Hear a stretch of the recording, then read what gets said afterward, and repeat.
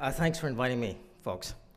Uh, so I'm going to talk about the poetry, and I was asked to speak about four areas: double scholarship, how it relates to teaching and learning, and publishing and sharing the work, and supports inside and outside of the college. Before I start, does anyone know what the poetry is? Have you heard it? No one has. Some people, a couple of people that, yeah. So John asked me to share an example of the poem. So I'm going to do that if that's okay with you. I cringe when I hear my own work, so I've never really done it with other people as well. So I'm going to hide in the corner. I'll just play maybe a minute of this. This is from my last CD.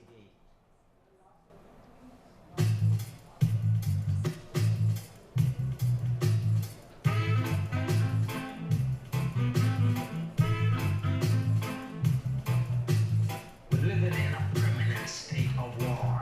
They say keep fighting, freedom, liberty for all. Politicians starve our children, sell off the land. Corporates bleed the earth and sell us the scam. Take away our rights, work us to the bone. Trap us as laws, endless isms and schism. We're living in a permanent state of war. The man selling weapons says the enemy is near. He solemnly declares we're good people here. Over there are the people you need to fear. Peace, justice, equity is what we need. Live consciously. Justice and liberty is what we want. Live environmentally. Everything you do, someone's watching you. Just passing through, it's the culture of fear. Hey, what you got in your bag over there?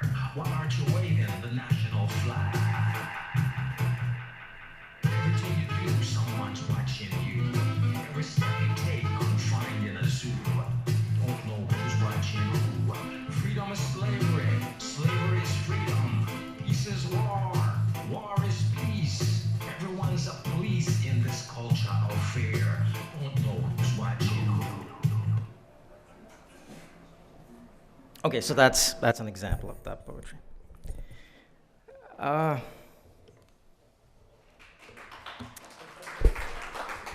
oh, yeah. You could tell that was embarrassing, so thanks. Uh, yeah, so I think what might be useful is to situate dub poetry as an art form, as activism historically. Really, it originated as a cultural, intellectual, a literary, and a musical challenge to British and US imperialism in the Caribbean, specifically in Jamaica, and the devastating impacts it had socially, culturally, economically. Its origins are very much rooted in third world liberation struggles. So, it draws heavily on, the Black Power movement of the 1960s and 70s. The Cuban Revolution was very influential. And the post-colonial philosophies of people like Frantz Fanon, Walter Rodney, Angela Davis, and others are very informative to dub. In essence, why it occurred at that historical moment was that independence, from colonization, did not really achieve the expectations of greater inequality, particularly socially. After 500 years of colonization, the discourses embedded within culture, academia, and other institutions continue to minoritize and inferiorize people. I can use the buzzword Bell Hooks uses, white supremacist capitalist patriarchy. So politically, people were elected, in democratic elections. But if those leaders did not toe the line of imperial powers, they were assassinated or the country's destabilized. I mean, you may have heard of, Lumumba in the Congo, Mossadegh of Iran, Nasser of Egypt. I mean, there's a whole list of people like that. Take Saddam Hussein. Do you know who he was originally? He was a CIA operative. He was hired to kill Mossadegh, I believe it was, who was, the president of Iran. And what he wanted to do was have more of the oil revenues go to the development of Iran and less so to BP and other imperial, corporate interests. So he was taken out by the British and the Americans. This type of, and the instability as well in these countries, as a result of, the imposition of global economic structures. For example, the IMF and the World Bank. The IMF and the World Bank were set up after the. Actually, I don't have a lot of time. I should move on here. I get lost and stuff. Let me just keep moving here. Sorry, I guess I could go off tangent here. The economic systems really remained intact, so that really the South continued to finance the development and the wealth of the North. In essence, you could read about this in the Janet 500 textbook. But the thing was, going back to how this is relevant to Dub. The destabilization of countries like Jamaica and others and so on and so forth coincided with the drying up of immigration from Europe, because by the 1960s, European countries were doing well. They didn't need to necessarily immigrate to places like Canada. And of course, white settler colonies like Canada, Australia, New Zealand, where the Europeans displaced the indigenous people, and of course, in order to grow expansionary capitalism, that's why we have immigration. For no other reason. I mean, we like to have other discourses of why we have this discrimination, but it's part of the neo-colonial processes in these countries. And so in the 1960s, you have people in the countries of the South, and you have this need for immigration in countries like Canada, and so immigration was opened up. Previously, it was quite, let's face it, it was racist, and these people were kept out. How many racialized people were there in Toronto, for example, in the 1960s? Take a guess. 3%. What is it today? Just over 50%.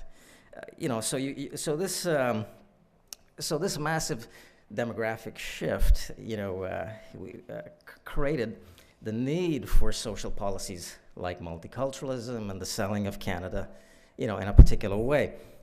When Jamaicans and Sri Lankans and others came to Canada, it was a rude awakening in many ways. Many of them experienced violence, hostility, institutionalized forms of discrimination. And so, people resist oppression and exploitation when they can. And so, in the late 1970s and 80s in Canada, you had the development of basically anti-racist movements in Canada. And who were a big part of this? It were people, it was educators who would come, it was members of the community, but a large part of it were also dub poets. People like Lillian Allen and Afua Kupa and others were very much engaged in these struggles. And I think, dub poets are the other word, because some people have coined the term edutainers, because really, in essence, we are challenging hegemonic discourses through art, music, and so on and so forth. And the engagement of these community activists within the educational system created quite a bit of change. Without that type of activism, you wouldn't have had the sort of convergence of anti-racist, feminist pedagogy, labor studies in the public school boards of Toronto. It was out of these developments that those things happened. And in the 1990s, you have it spreading to the higher education sector, particularly the universities. And here is where you have the culture wars of the 1990s. Again, dub poets were very much involved in that. Lillian was at OCAD, Lillian Allen, Afua Cooper at U of T, and I was working at York at the time in their Center for Human Rights and Equity. So, and these were the issues we were dealing with. How do you open up the curriculum? Because what the poets were particularly concerned with is the way in which knowledge gets produced, particularly discriminatory knowledges. Well, we only have 2 minutes, so how does this get reproduced in the curriculum, and what we can do with that? So in terms of teaching and learning, I guess broadly speaking, that's how it's engaged in those processes. In terms of sharing the work, dub poetry really, publishing and sharing it, dub poetry is really community, based in community. It's very much based in community. And also, and out of that community is where the work gets shared. For example, there was the Dub Poets Collective, of which I was a founding member, which existed for 15 years, and this was funded by Heritage Canada, Ontario Arts Council, Canada Council, and the mandate of that was to have international conferences, and we would have had about 6 of these, but also working with the school boards and sending people overseas to conferences and festivals. Without that sort of community engagement with academia and also the literary canon, because initially dub poetry wasn't even considered literature. When some of the poets applied to the League of Poets, they were turned down because it wasn't seen as poetry. But that, Canada really has embraced that. In Canada, you have more dub poets than anywhere else outside of Jamaica. So it's, and most people may not recognize this, but dub poetry actually influenced rap and hip hop. When the Jamaican DJs went to places like New York and Queens, they, along with the sort of beat jazz poets like Gil Scott-Heron. Anyone ever heard of Gil Scott-Heron? Other than the poets in the room. If you haven't heard this guy, he's the godfather of rap, really. And so when these people sort of hybridized in terms of creativity, out of that comes hip hop and rap. There's no really shortage of sharing this work, because you get invited to conferences and festivals, both academic as well as literary, and activists do a lot of activist type stuff. Supports inside and outside of the college. Most of the last 4 poems I did was when I was, I was at Centennial. I've been at Centennial. Working in Colt really helped, actually, because that teaching schedule is tough. Like I'm listening to you, right? And when you're doing 5 courses and to write and do all of this stuff, it's the colleges, because we're applied and we're living in an age of neoliberalism, where everything is commodified. It's very difficult for colleges to resist the impulse to squeeze as much labor out of you as possible. So it makes it very tough for creativity. So I think I'll leave it at that. Any questions? Okay, all right. Thanks.